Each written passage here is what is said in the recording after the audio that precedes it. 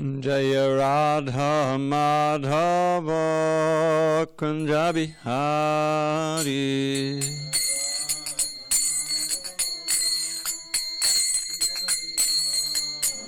Jaya Radha Madhava Kunja Bihari.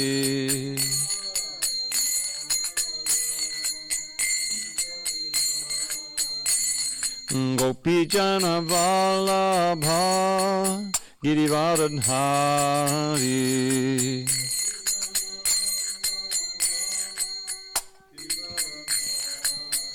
Jaya Gopi Jana Vallabha Girivardhari.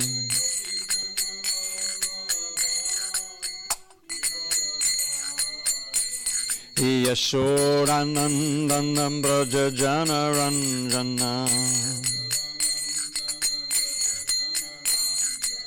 Yashodanandana Braja Jana Ranjana. Yamuna Tira Vanachari. Yamuna Tira Vanachari.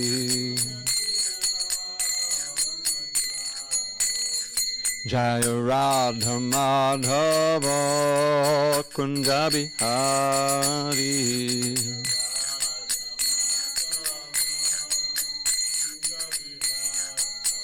Jaya Radha Madhava Kunja Bihari.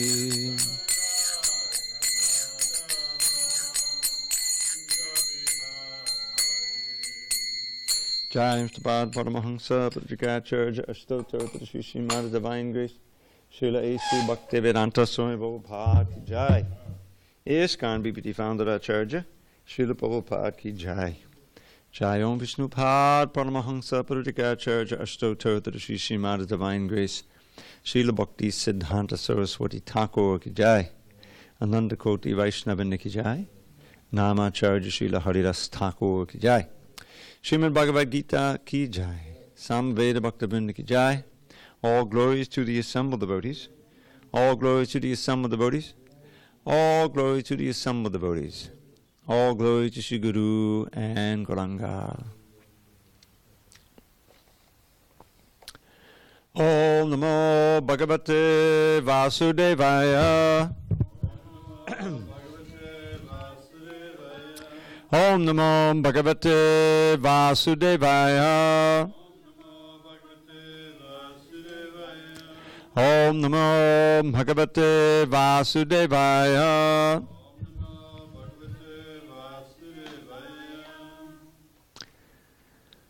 On this 15th day of May 2019 in SanDiego, reading from Srimad Bhagavad Gita as it is, translation and commentary by His Divine Grace A.C. Bhaktivedanta Swami Prabhupada.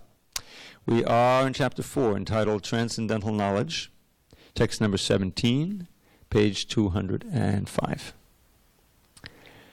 Karmano yapi bodhavyam bodhavyam chavikarmanaha akarmanashta bodhavyam gahana karmano gatihi karmano yapi bodhavyam bodhavyam chavikarmanaha akarmanashta bodhavyam gahana karmano gatihi. Go ahead, David. Karmano yapi bodhavyam bodhavyam chavikarmanaha akarmanashta bodhavyam gahana karmano gatihi. Karmano yapi bodhavyam bodhavyam chavikarmana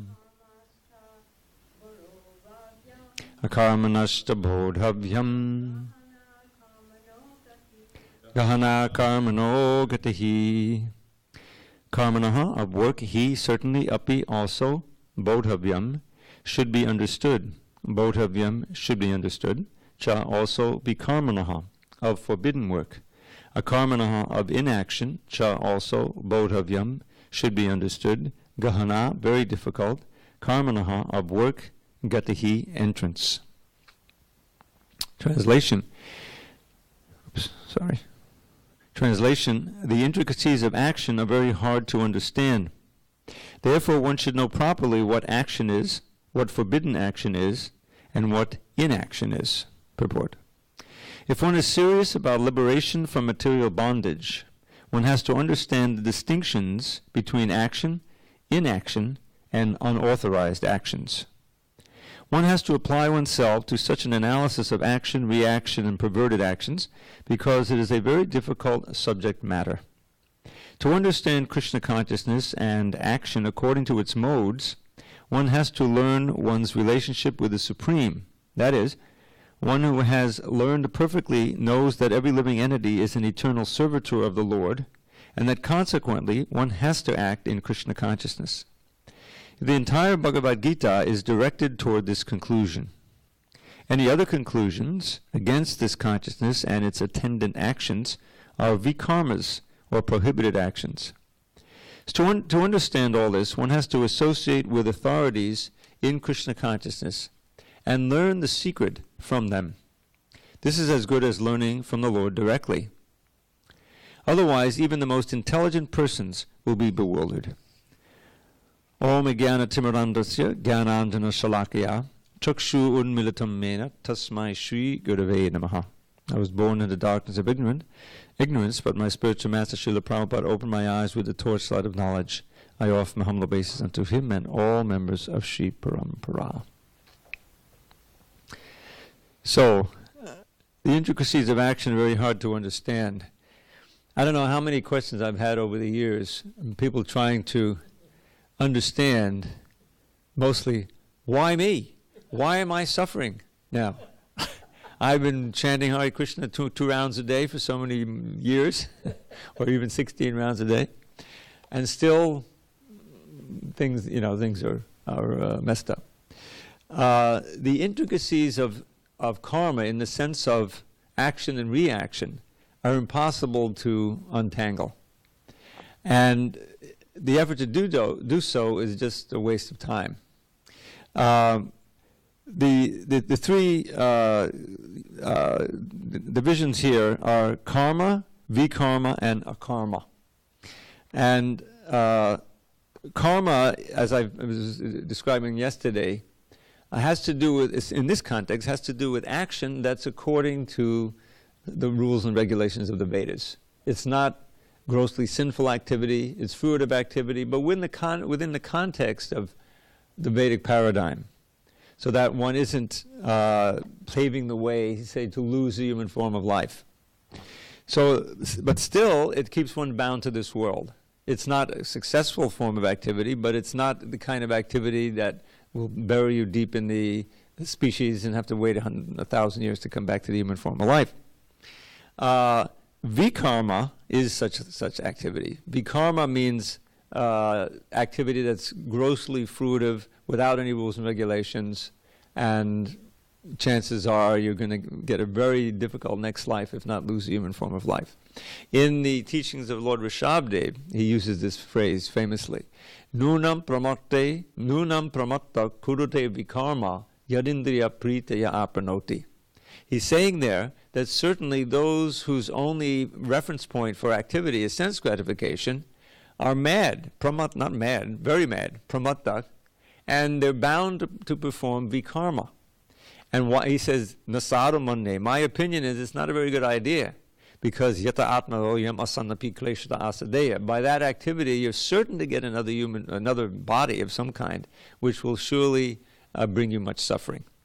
So this is a very certain condemnation of vikarma, and practically speaking, people don't have any idea. They're performing vikarma from the moment they wake up till they take rest. There's no understanding of the actual structure of laws, which is meant to produce dharma and restrict our activities and guide our activities for our own best interests. So then comes akarma. So there's three things: karma and vikarma and akarma. Akarma is what we aspire for. Akarma doesn't mean inactivity. It means, as we'll learn in the future verses, activity that does not produce a reaction. Krishna conscious life is meant to be a life of sacrifice. Ideally, all of one's activities are engaged in for a sacrifice for the Lord. This is mentioned in the previous chapter.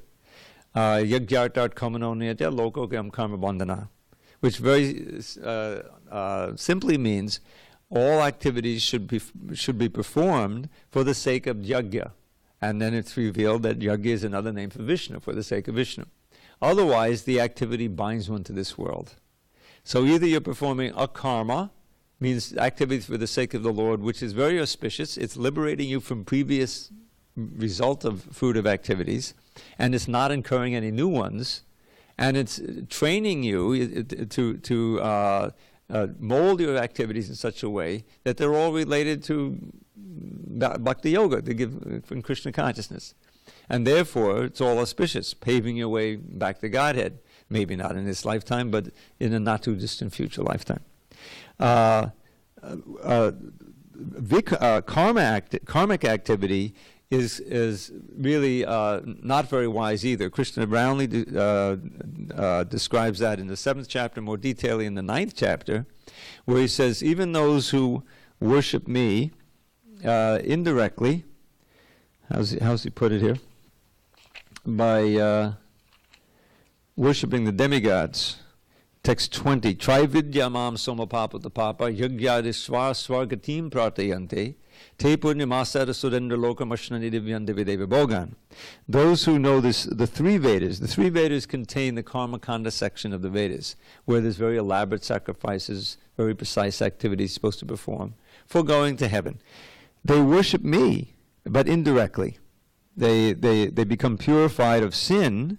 They're drinking the somaras, yajna, performing yajna, but their desire is svargatim, to reach heaven, to enjoy godly delights. And if they do it all right, they will. Ashnanti divyan divideva bhogan. They will enjoy godly delights. That's what it means. But the next verse explains, Taitam bhukta svargalokam vishalam, after enjoying like anything in svargaloka, their punya expires. It's just like a credit card, you know. You deposit, and then you go on vacation, and you spend until it gets kicked out. Back to the mainland. You went to Hawaii, right? Got to go back to work. So you got to come back to earth. And he doesn't mince words. Martya Loka, the world of death. And therefore, by this Trahi Dharma, according to the three Vedas, including Karma Kanda, you don't go anywhere. So, Gatagatam, you're going and coming. So that's a wash. And that's if you perform karma in the sense of pious activity. What to speak of vikarma, then all bets are off. So Krishna consciousness aims for this akarmic activity. It's not fruitive activity. It's activity. It looks a lot like fruitive activity, but it's not, because your aim, your motive, is not to gain some emolument for yourself, but to please Krishna, to sacrifice. And that puts you in a state of naishkarmya, means all these activities that are not producing any karmic result. So that will become clear in this subsequent verses, and then there'll be a lot of verses describing different kinds of sacrifice, ultimately culminating in the description of the need to understand this by surrendering to a spiritual master. That will come in subsequent verses. Okay, so any questions on this verse, or we can move on to the next one? Next verse. Karma nikarma yak pashyed. Pashyed. Akarmani to karmayaha. Sabbuddhiman manushyeshu. Sayukta krishna karmakrit. One who sees inaction in action, and action in inaction, is intelligent among men, and he is in the transcendental position, although engaged in all sorts of activities. Purport: a person acting in Krishna consciousness is naturally free from the bonds of karma. His activities are all performed for Krishna. Therefore, he does not enjoy or suffer any of the effects of work. Consequently, he is intelligent in human society, even though he's engaged in all sorts of activities for Krishna. Akarma means without reaction to work. The impersonalist ceases fruitive activities out of fear, so that the resultant action may not be a stumbling block on the path of self-realization. But the personalist knows rightly his position as the eternal servitor of the Supreme Personality of Godhead. Therefore, he engages himself in the activities of Krishna consciousness. Because everything is done for Krishna, he enjoys only transcendental happiness in the discharge of this service. Those who are engaged in this process are known to be without desire for personal sense gratification. The sense of eternal servitorship to Krishna makes one immune to all sorts of reactionary elements of work. So this is it's a little bit of tricky to understand. One who sees inaction, inaction, and action and inaction. You can't really hear it out loud. You have to read it and see what's going on. So what is inaction? Inaction.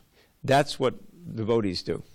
You come in here, maybe someone is energetic, for a Sunday night after everyone leaves, there's a cleanup crew, boys get together, and they're energetically cleaning, You say, well, how is this different from down the street where they're cleaning up the bar? And maybe a couple hours later, It looks like the same thing to me. No, the world of difference is in the consciousness with which it's done. The devotees are cleaning, they're probably chanting Hare Krishna, or listening to some bhajan, they're thinking of the deity, and they're blissfully doing it just out of love, out of devotion. There's no action. That's inaction in action. There's no karma there. There's no result except purifying the heart. There's no reaction, so-called good or bad karmic reaction. So that's a karma. That's inaction in action. Action and inaction, that brings to mind the impersonalist who's meditating, trying to suppress the senses, trying to think of nothing. Have you ever tried to think of nothing for a little while? Not easy. Voiding out, the white light. How long can you do it? So the body may be completely still, or the yogis, these yogis who aspire for heavenly planets or some siddhis, they look like they're doing nothing, right? But they're doing a lot. They're inside. The mind is also part of the body, and you're actively aspiring for some perfection of yoga, or you're aspiring for liberation for yourself. So there's a lot going on, but it's just not obvious with the senses. But that doesn't mean you're inactive. So that's action in inaction. And that kind of attempt to advance spiritually is practically 100% sure of ultimately failing. There are several verses describing that. Most famous, Yen ye avindaksha vimukta maninas tvayasta bhavad avishuddha buddhaya. Those who reject your devotional service and try to achieve the impersonal Brahman.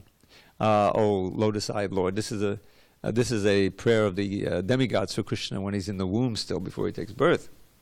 So, anye means others. Besides your bhaktas, there are others. Aravindaksha vimukta maninas, who think that they become liberated by going off to a cave somewhere, not engaging in obvious sense gratification. But their motive is getting some power, or getting some liberation for themselves. This is ultimately a selfish desire, even though it may be spiritual, in that you're trying to separate yourself from the gross and even the subtle sense gratifications. And to that end, if you don't have engagements to keep you on the spiritual platform, what do? You go to some secluded place. This is explained by Prahlad Maharaj. He says, Prayena deva muneo svavimukti kama. Now just think of that phrase for a minute. Svavimukti kama means lusty after your own liberation. In other words, it's a material desire, And so to that end, they go off, they leave the cities, they go far away from any persons, meaning that they're not compassionate at all. I want to be liberated and leave everyone else here to rot. And so they practice silence. Maunam, Charanti Vijane. They wander amongst the forests and the hills, the Himalayas. Napararta Nishta, not at all determined to help others. But Prahlad says, I'm not like that. Naitan Vihaya Kripana, I can't give up these fools and rascals, who I just explained in the previous verse, are suffering from their big burden they're carrying to enjoy Maya Sukhaya, flickering happiness, material happiness. He knows why they're suffering, he knows what the remedy is, Hare Krishna, the lotus feet of Krishna. So he says, I've got to stay for them. Vimuksha Eko, not simply desiring my liberation alone, Vimuksha Eko, because I don't see, oh Lord, he's playing directly to Lord Nrsingadev, whose birthday is Friday, by the way. Hope you can come Friday night. It's a big day. Will you be in town? You just come in. Oh, you'll leave. Okay. Well, you'll celebrate. You're still in Potomac? Yeah. So I'm not going to leave them aside because I don't see any other remedy for them, any help for them, except you. And I have to be there to try to preach and give them to you. That verse and the previous verse are practically embody the whole preaching spirit of this movement. So back to our verse here. To see action and inaction, there's action, and there's intelligent, and one is in a transfer position, although engaged in all sorts of activities. So one who can see that, it's understood he will perform activities that are in truth not fruitive, and therefore are known as inactive.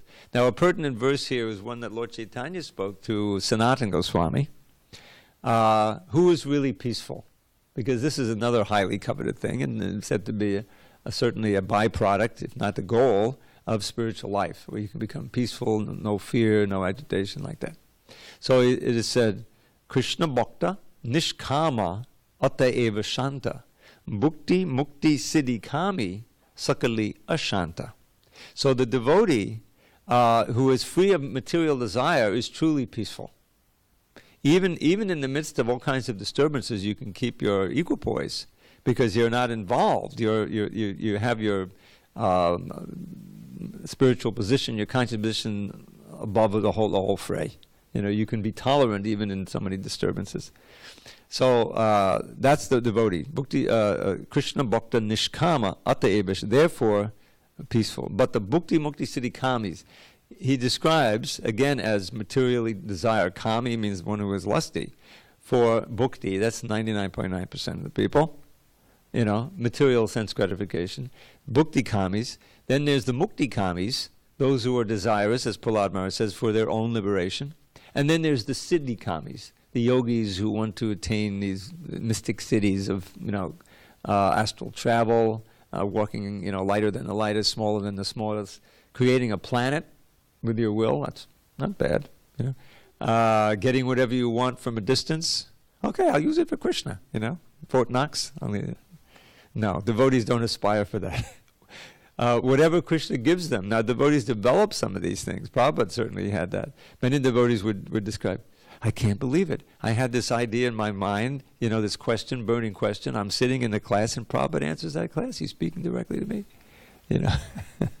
So Krishna gives the bhaktas powers that they need for their service. And certainly the whole development of book distribution is a mystic power. For a long time, no one thought, how are we going to sell these big books? We got these big Krishna books, They would take them out, bring them back, take them out, bring them back. Finally, they started just praying and, trying, and Krishna, suddenly the books are flowing. And that, being able to meet I never developed it. Meet strangers on the street, interest them in this, alien philosophy, which is telling you to give up all your sense gratification. But there they are, they're still going out by the millions. So the powers come for the sake of service, that's another thing. But to try to develop them separately, we see the result historically. Durvasa Muni, very powerful yogi. What did Prabhupada say he could? Oh no, maybe that was Vishwamitra. He created it so human beings could be produced from trees. They could come just like fruits. Amazing. But these yogic cities are real. We've seen some of them, not maybe so dramatic, of staying young, living for hundreds of years. Every 12 years they come out of the Himalayas. Prabhupada lived in Allahabad, Prayag, for 13 years. And I think he saw 2 of the Kumbh Melas. They come up every 12 years.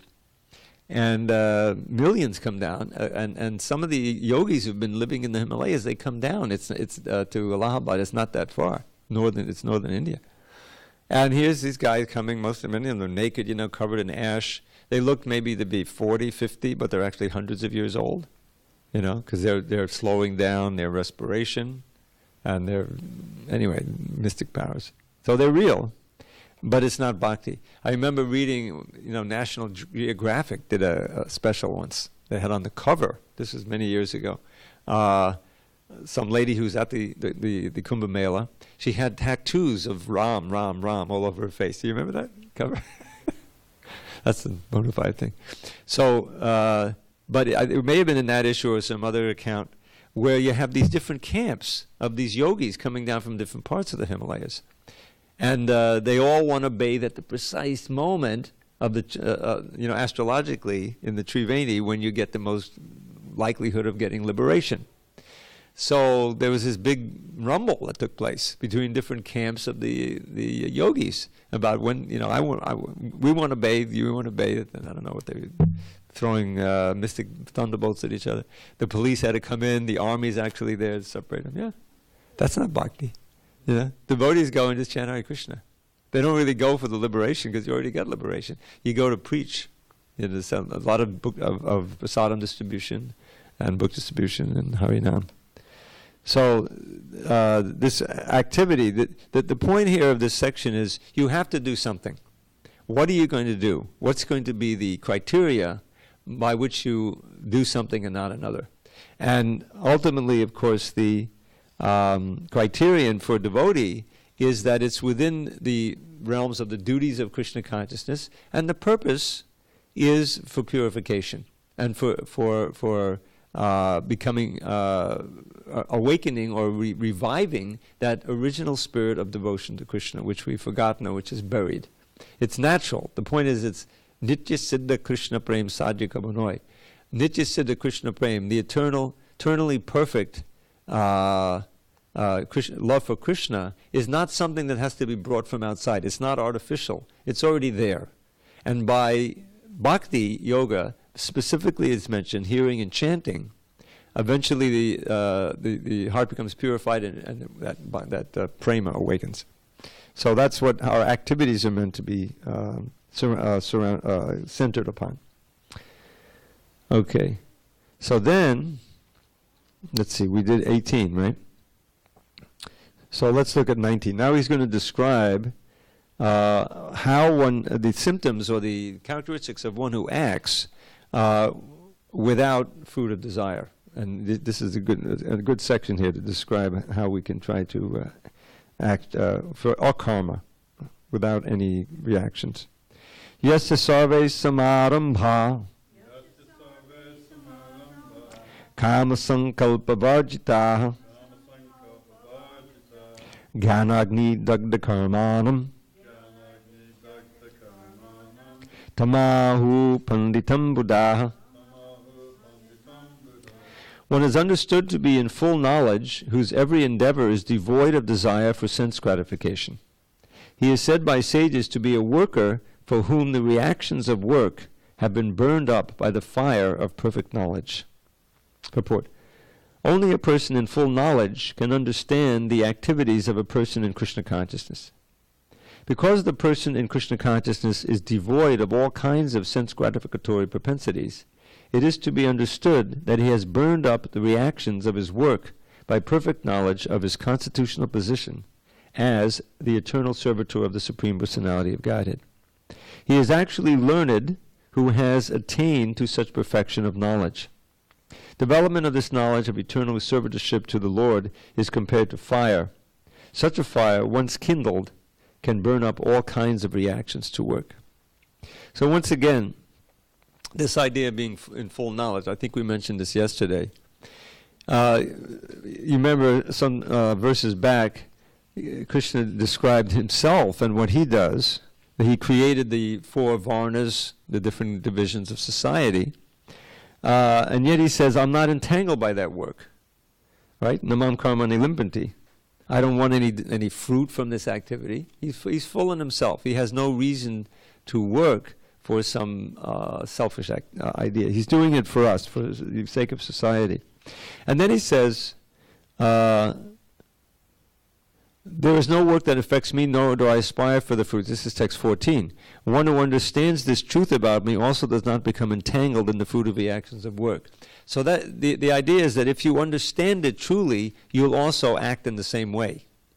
In other words, the idea is that if you're Krishna conscious, you're going to be acting also in such a way that you're not incurring any fruits. You're simply doing it for the sake of Krishna. It's not, Prabhupada prays fruitive.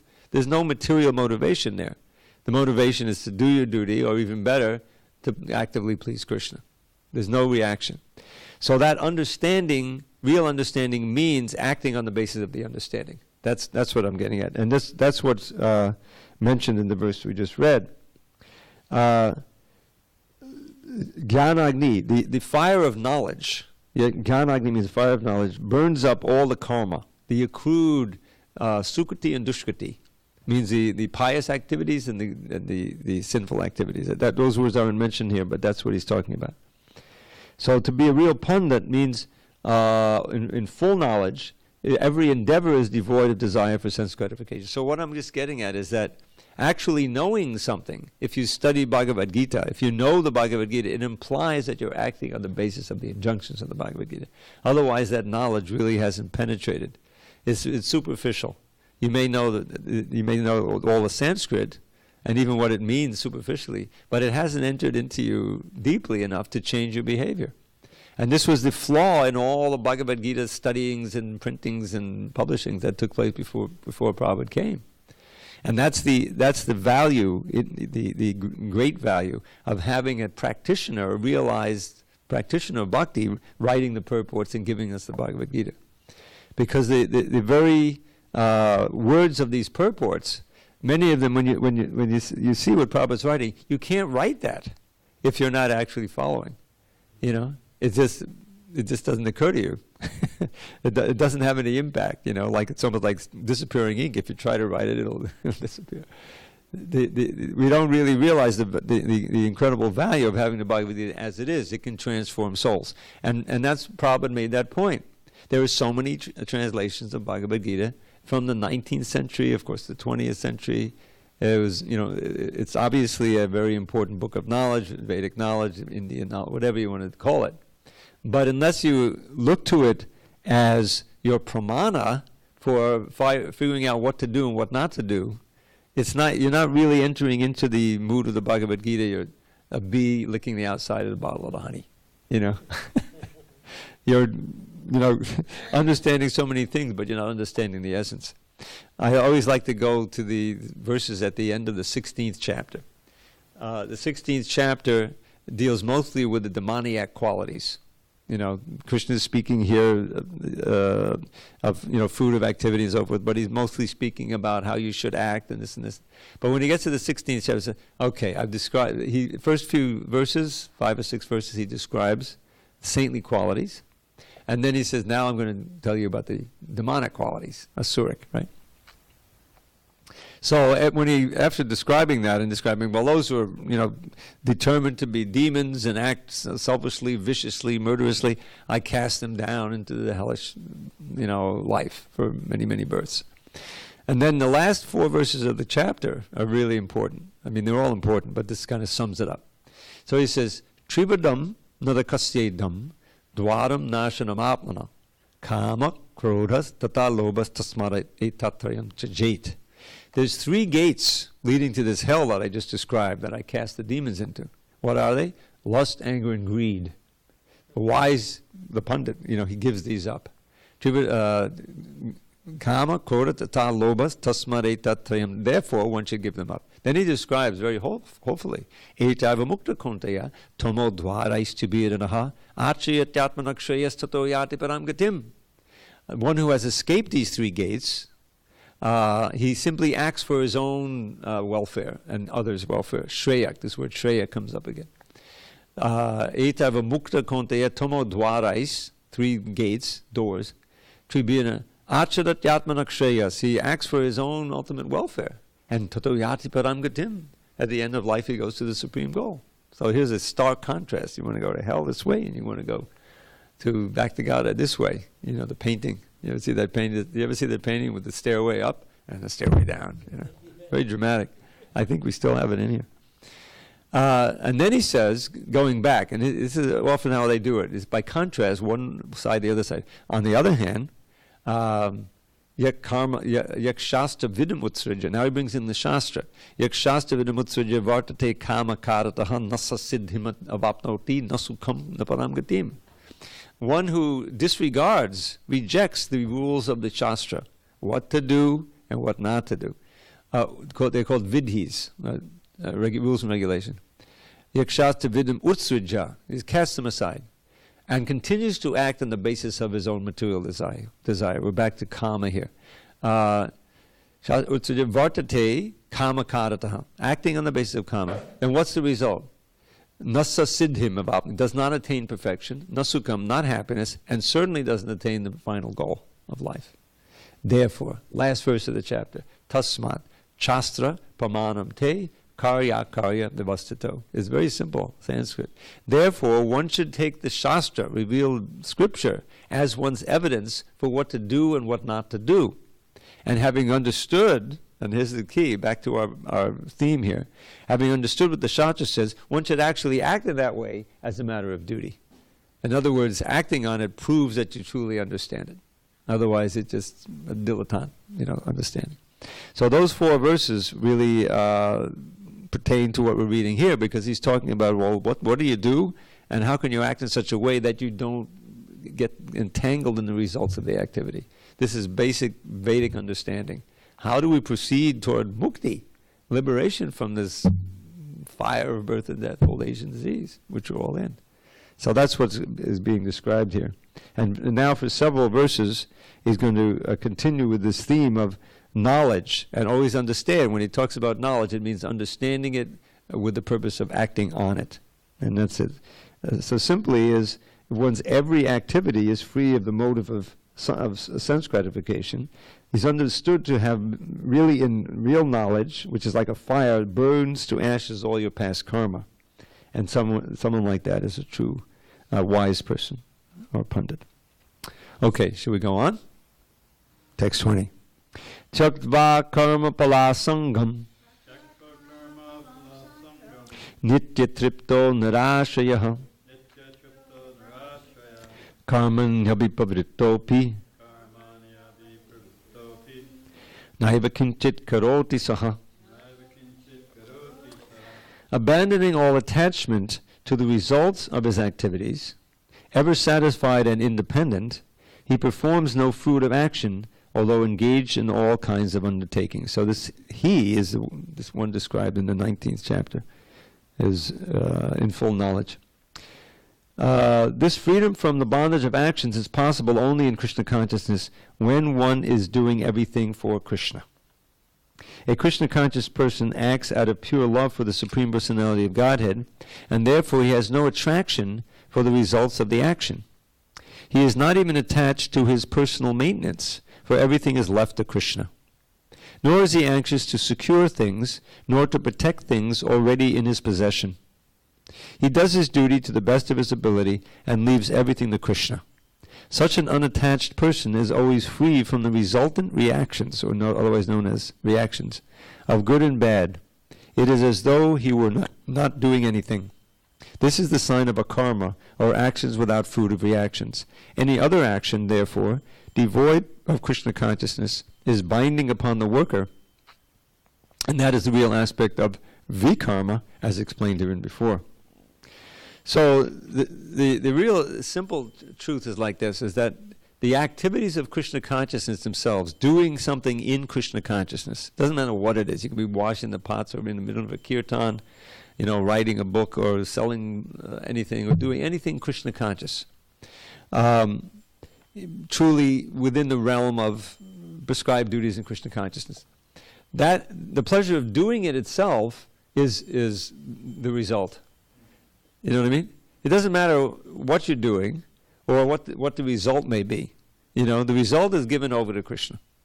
That's not yours. But or the result is simply, the deities are dressed very nicely. whatever. That in itself is fulfilling for you. You're not looking for some fruit of it. Now think of the contrast with material activity.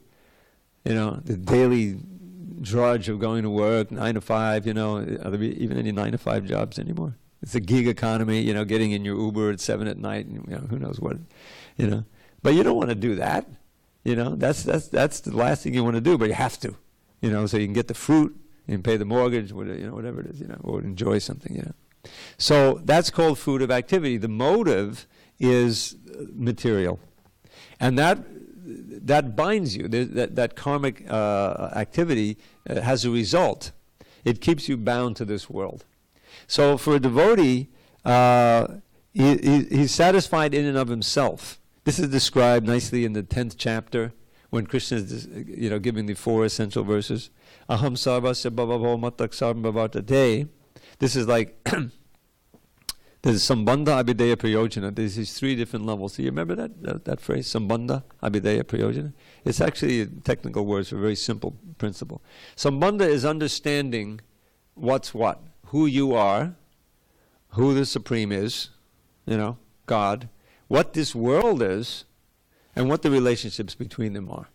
That's the basic principle of sambandha. Sambandha can also refer to you understanding your eternal relationship with Krishna, your actual form in the spiritual world, and how you act in that form. That's advanced sambandha. But basic sambandha means the simple principles of Krishna consciousness. I'm not the body, I'm spirit soul. I have to learn how to act as a spirit soul, and that's in relation to the Supreme Soul, who's God, Krishna, who's, like this.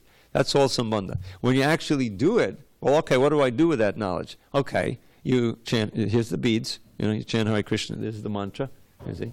And then you do this is how you mold your life in such a way that you're doing it in the mode of goodness. And, in other words, there's all of these instructions, all aimed to help you to be more and more Krishna conscious in your activities.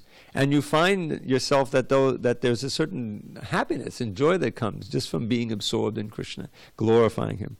Doesn't matter what you're doing. So that happiness destroys the desire for sense gratification. This is the real way in which this movement has grown. And who are we? You grow up in the Western culture. There's no access to all of this. How are you going to control your senses from every corner of the world? The enticement to enjoy your senses is coming, and if you don't have any way of enjoyment, you consider yourself a complete cipher, and you're totally depressed, But if you find the secret, just chant Hare Krishna. You may be some old codger like me, but the chanting is ever fresh because Krishna is ever fresh. It always works if you actually, chant with the concentration and then a little bit of Hare Krishna, Hare Krishna. What is that? Rupa Goswami's famous verse, Tunde Tandavanida Tingvatanote Tundabali Labde. Now you may not be experiencing the holy name like that, but even just associating Rupa Goswami through his verse and him experiencing it, reading about Lord Chaitanya, you're also getting this higher taste. He's saying that I don't know how much nectar these 2 syllables Krishna have produced. When I chant them, they seem to dance in my mouth. I want to have a million mouths to taste that holy name. And when they enter the ears, they seem to sprout, and they eventually they take over all of the activity of the senses. The mind becomes fixed on Krishna. And there's so many verses like that. So just hearing and chanting about Krishna and doing so many services is fulfilling for a devotee. Is happy, it makes him happy. That's why devotees, if you're in fire of Krishna consciousness, year in and year out, you can live a very simple life. You don't have to get entangled, and if you do get entangled, you minimize the entanglement. There doesn't have to be this big emptiness in your heart. Oh, so-and-so has so much more than me, I need to get more than that, I'm falling behind, I only have this version of the iPhone, and now what are they going to think of me? I had a flip phone for a long time, until it became too embarrassing. It's just, it's a different platform upon which you can live to attain liberation in an organic way without worrying about it. This one verse Prabhupada always quoted, instructions to Maharaj Prithu by the Kumaras in the 4th canto. So he says, this is winding up. Son of Kumara, this is one of the Mahajans, the 4 Kumaras, and Prithu is great king. So he says, Yat pada pangaja palasha balasa bhaktya karmasha yam gutita mudgutayanti santa. So the santas are the saints, they're the devotees. So Son of Kumara is saying to Prithu, for the saints, for the devotees, they're enjoying this vilas. Vilas is spiritual pleasure by serving the tips of the toes of Krishna. Pada pankaja is lotus feet. You know what pankaja means? That which grows in the mud, from the mud of the bottom of the lakes and the rivers, you know. It grows from the mud, but it's very attractive and fragrant. Palasha bilasa. So palash are the petals of the lotus of the feet of Krishna. So if you have lotus feet, then the petals are the toes. You see, so they're serving the tips of those toes. And that produces vilas, this pleasure in the heart for a devotee. Bhaktya, karmashayam. Karmashayam means, again we're back to karma, the aspiration for fruit of activity, for the fruits of activity. Gratitam, which are like knots in the heart, this famous Vidya Granti. These knots bind us, you know, all the things that you want that you don't have, or things that you want that you have or had and lost. There's another way in which those knots can bind. So udgutayanti, the knots, the grantas are untied or cut for the devotees. But those whose minds are devoid of bhakti, the gross materialists, and the impersonalist yogis and mayavadis, they cannot stop the flow of material desire, even though they may try and may for some time seem to be detached. Because the living entity needs activities and is an enjoying being. We're part and parcel of Krishna, who's Anandamaya Bhyasat. He's always filled with bliss, and we want to be too. But we forgot about the real source of it, so we search for it in sense gratification and suffer. So that's the real essence of it, is that Krishna consciousness is so delightful, especially in the direct experiences of kirtan and glorification, that it can puts you in this situation of, as it says here, text 20, takta karma palasangam, not desiring the fruits of activity and being nitya tripta, fully satisfied in oneself, and nirashaya, not taking shelter of anything else besides Krishna. Therefore, such a person does all kinds of activities, but actually doesn't do anything. There's a paradox there. He's very active, but there's no karma in the sense of fruit of activity. That's text 20 that we just read. Okay, he goes on in the same theme, text 21. Nirashir yata chittatma Chakta sarva parigraha Shariram kevalam karma Kurvanapnoti kilbisham. Such a man of understanding acts with mind and intelligence perfectly controlled, gives up all sense of proprietorship over his possessions, and acts only for the bare necessities of life. Thus working, he is not affected by sinful reactions. Purport. A Krishna-conscious person does not expect good or bad results in his activities. His mind and intelligence are fully controlled. He knows that because he is part and parcel of the Supreme, the part played by him as a part and parcel of the whole is not his own activity, but is only being done through him by the Supreme. When the hand moves, it does not move out of its own accord, but by the endeavor of the whole body. A Krishna-conscious person is always dovetailed with the supreme desire, for he has no desire for personal sense gratification. He moves exactly like the part of a machine.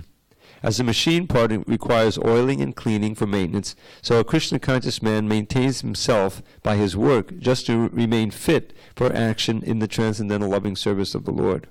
He is therefore immune to all the reactions of his endeavors. Like an animal, he has no proprietorship even over his own body. A cruel proprietor of an animal sometimes kills the animal in his possession, yet the animal does not protest, nor does it have any real independence. A Krishna-conscious person fully engaged in self-realization has very little time to falsely possess any material object. For maintaining body and soul, he does not require unfair means of accumulating money. He does not therefore become contaminated by such material sins. He is free from all reactions to his actions. So, nirashir, the word asha is very, central to our philosophy. It comes up several times in the Tulsi prayer. Namo Namo Tulasi Krishna Payasi Namo Namo. How's it go? Radha Krishna Seva Pavo Ye Abhilashi. You see? Abhilash is the desire for serving. That's my ardent desire to serve Radha and Krishna. Not my ardent desire to make this status, get this job, raise up, get to this, move to SanDiego. People aspire for that their whole lives. That's Asha Pasha. That's mentioned in the 16th chapter. Those are the ropes of material aspirations which keep you bound here. So here's Nirashir. Yata Chittatma, with mind control, because it's thinking of Krishna. Chakta Sarva Parigraha, giving up all kinds of sense of proprietorship over possessions. So this is the first mantra of the Ishopanishad, famous Ishabhasham idam sarvam yatkinchit jagatyamam, that the Isha, the Lord, is the proprietor of everything. One is entitled to his quota that he needs to live, but if you want more than that, that produces bad reaction. That's the source of. So kurva napna dikilbha, he performs no sinful activity. When you simply live in order to, inquire into the absolute. This is mentioned in the 2nd chapter, 1st canto. Kamasya nendriya priti labho jiveta yavatat. The same idea. Kamasya nendriya, not indriya priti. One should not desire the sense gratification. Kamasya nendriya priti labho jiveta yavatat. One should desire as much as you need to live, and simply to keep body and soul together. Then what should you live for if you're not living for that? Jivasya tattva jigyasa. Here we are, it's an echo of the Vedanta Sutra. Because Bhagavatam is said to be a real commentary on Vedanta Sutra. One should live to inquire into the absolute truth, to learn more and more about Krishna, one's relationship. And again, understanding and learning more means to act on the basis of that knowledge. Jives tattva jigyasa narto yaschaya karma bhi. Nothing else should be the goal of one's works. So then the question is, well, what is that tattva? What is that? And then it gives the 3. Vedanti Brahmeti Paramatmeti Bhagavan. Brahman, Paramatma, and Bhagavan, progressive realization. So this Shariram Kevalam Kurva Naptam Dikilbhisham. This is a life free of sin. And this is something we should aspire for. Realizing and being thankful for having been blessed with the knowledge and the environment, the context by which we can realize the knowledge, Krishna consciousness, and stay free of sinful contamination, which is what Kali Yuga is all about. It's in the ether, it's in the air, it's in the food and the water, as sinful activity. And so to remain pure in this Holocaust is not easy. But Krishna consciousness is so powerful that if we adopt the means given to us by the authorized acharyas and the authorized scriptures, we can actually do it. Okay, one more. Oh no, actually we don't have time. But I will end with a little poem. Something sweet. What is it? Madhurayam Samarpiyat, something like that. So this is one. This is in line with this. This is a little paraphrase of Rishabde's first verse. It says, don't waste this precious human life, dear friend, by working hard for hoggish happiness. Through bhakti yoga, worldly life transcend and learn to taste divine love's endless bliss. And here's one. There's a lot of jazz, Uradi katamundadi databangam, namadadadakidano dasadangam, hubadi vidaya datamadanatatangam, panamatiyaya manatatikatadangam. Bet you haven't heard that verse in a while. His flute emanates entrancing sounds for the cowherd his flute emanates enchanting sounds for the cowherd girls whose love abounds for the clever, cloud-complexioned lord who's dancing upon the Kalindi shore. Kalindi is another name for the Yamuna. Okay, on that sweet note, All glories to Srila Prabhupada. I'm putting the marker right where it belongs. Text number 22 on Monday. Okay. All glories to Prabhupada.